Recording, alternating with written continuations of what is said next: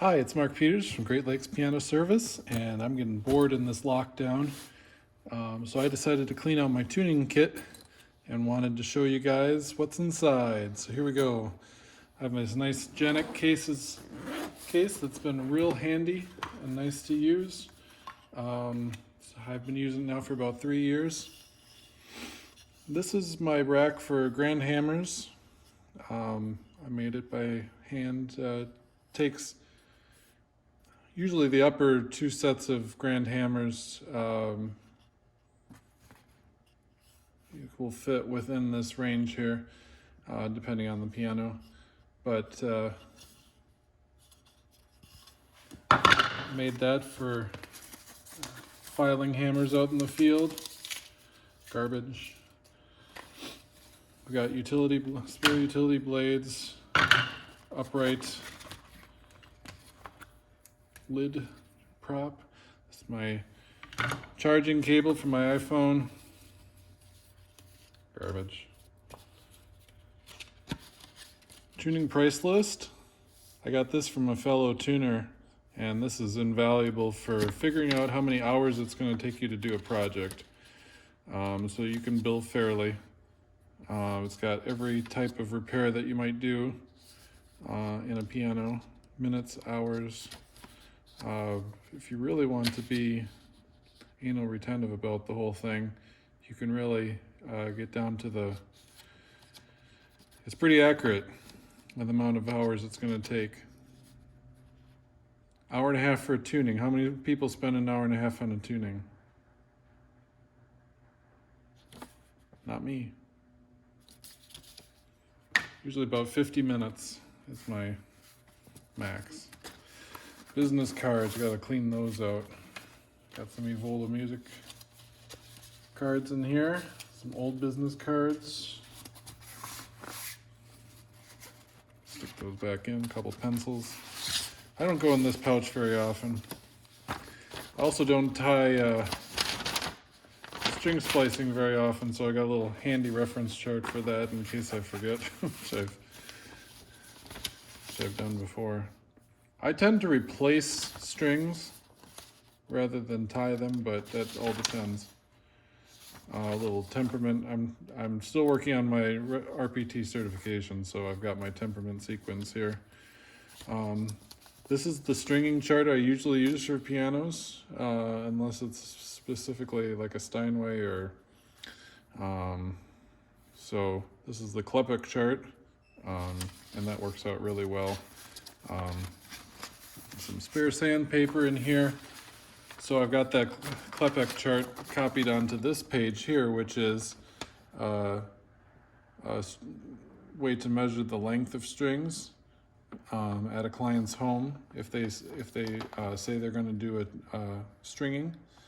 I've got this all ready to go, and then I can measure those strings there rather than have to come back another time to measure the strings. And I cut them at home, and then when I go to string the piano, I've got all the measurements. I've got the strings pre-cut and ready to go, which makes it much easier. That's the top part. This is the inside. I'm missing one tool. I forgot to grab before I started. And that's the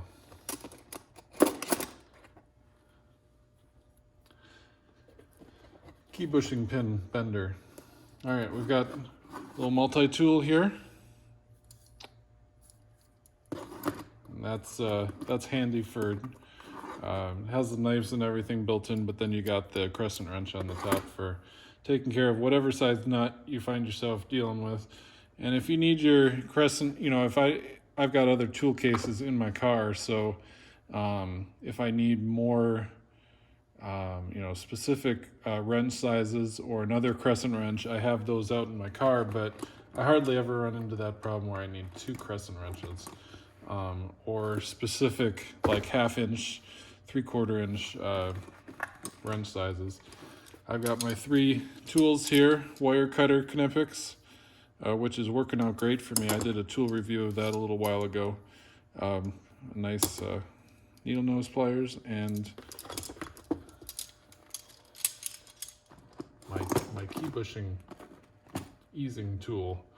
A little gold paint here for touch-up harps. All my multi-tool accessories here that fit in the little shaft tool. So all the damper benders and the screwdrivers and different things.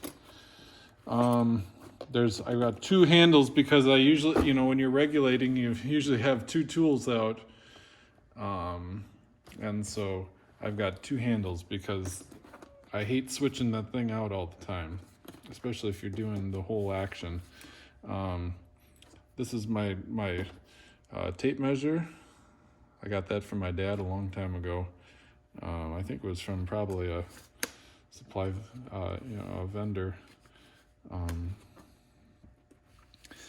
This is a little dowel that I've turned into a voicing tool. And this is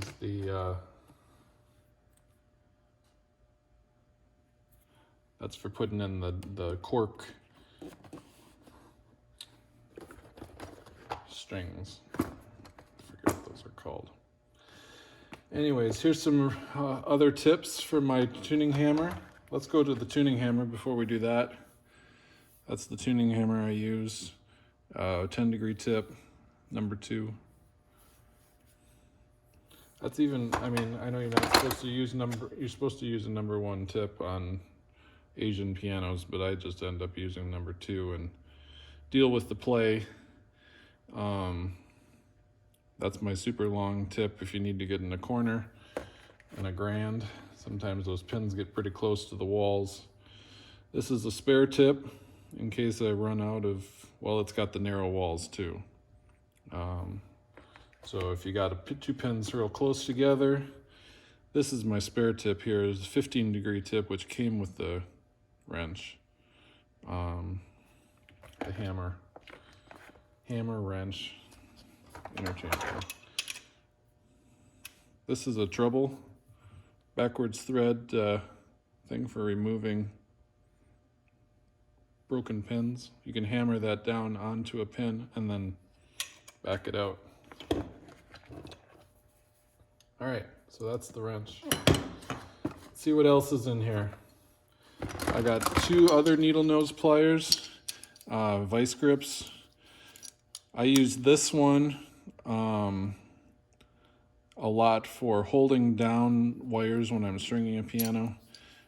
Probably should be in my stringing kit, but because I have a separate box for the stringing tools, but I end up using it a lot during tunings too, if I need to hold something or whatever. And this one I use a lot to make string splices. That's a real handy tool for that because of the narrow jaws. You can make a real tight loop. Another multi-tool knife. This is kind of a redundant tool. I really probably don't need it, but I like it because it's a multi-tool, but it has the box blade on it, so you can replace that. So when you're cutting felt, you have a really accurate, sharp knife, which is not available on the other tools. This is a handy tape measure from Piano Tech. It measures, when you're measuring the string distance from the floor of the grand piano up to the strings, you've got the little indications there on the inside. So you can get an inside measurement with this sitting on the ground. And then you also have the tape measure for other things. This is my dial indicator. The glass is, I dropped it on the floor at a tuning and the glass is broken, so I've got to replace it here one of these days, but I think I also got that from my dad at one point. I always carry a spare key top. The key top is for advertising purposes, so I slip that on the top of a key at a client's house and say, well, look how much nicer your piano would look with new key tops on it. And then we have a local technician, retired, Mike Curta, and he does some of the best keytops replacements in North America. So glues, I haven't quite decided whether I want to keep using this or not. If you guys have a better glue for gluing keytops on, ivory keytops on, let me know in the comments, because I use this one because it's white. When it dries, it's clear right now, but when it dries, it's white. The problem with it is that it foams and it doesn't dry instantly. So the foaming action means you have to have the keytop clamped down, or otherwise the keytop just puffs up and doesn't stay down on the key like it's supposed to. And just some super glue here when you get into a tight situation. You need an instant fix. All right. Y'all know what that is. Little surgical pliers here. I don't even know what the actual name is for it. And I keep one of these for the really tall grand pianos. Sometimes that when you're setting the lead off for those pianos, it gets down pretty far. So I've got this 12-inch one here. You can reach in there and you end up not breaking something off that you're not supposed to be breaking off. And my Japanese, for any piano where you're dealing with the drops, or not the drop screw, but the capstan that has the holes in it, I use that tool. Got some shoe repair things to fill holes where this is a Yamaha gauge for all the distances. I don't hardly ever use it because you can do it all by eye pretty much. Some tuning pins for wrapping coils, for repairing key bushings. A light. I picked this up at Harbor Freight. Was it Harbor Freight? Yeah, I think it was. It's nice. It's got a little magnet on the bottom, so you can set it on something if you can find something that's magnetic on a piano. But it's also nice because if you're working underneath, if you're inspecting a piano for an appraisal or something like that, you can set this on the floor of the keyboard and you can see the underside of the pin block really easy. Or you can lay it on top of strings and see the dampers the damper assembly really easy. So it's nice that it's flatter. It's got a little hook here, and then it also has a stand. Let's see. There we go. Yeah, you can hang it, if you would hang it from a string or something like that, but I don't really know if that would have a use. Wrench tightener.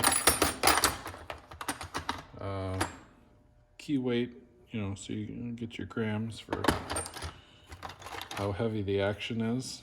This is my favorite knife for cutting felt, when you're in a big felt cutting operation like stringing a piano or cutting dampers.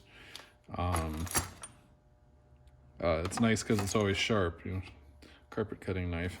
And I haven't quite decided between these two tools yet for a grand.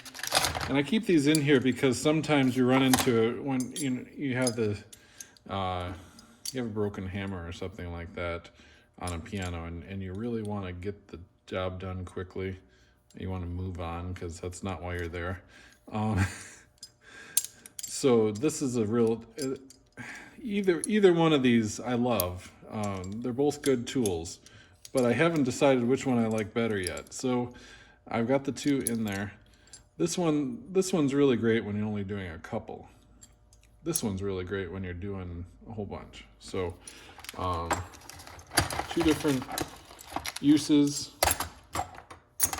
Usually when I replace hammers, I try to talk customers into replacing the shanks as well because, well, it's just easier for me, and most of the time when the hammers need to be replaced, the shank elbows are pretty shot, pretty worn down. There's no reason to only replace the hammers. And then it's just, you don't have to take the hammers off and put new shank, put them on old shanks, and just works out better. And then a lot of the older pianos don't have the tapered shanks. As you go up, the shanks get thinner. So it really helps with touch, the touch weight and everything, playability of the piano. So that's basically the kit. The one thing I didn't show you is my voicing tool there, but everybody knows what those are. Yeah. Next thing is, why don't you make a video and show me your toolkit, and we'll take it from there. Thanks, bye.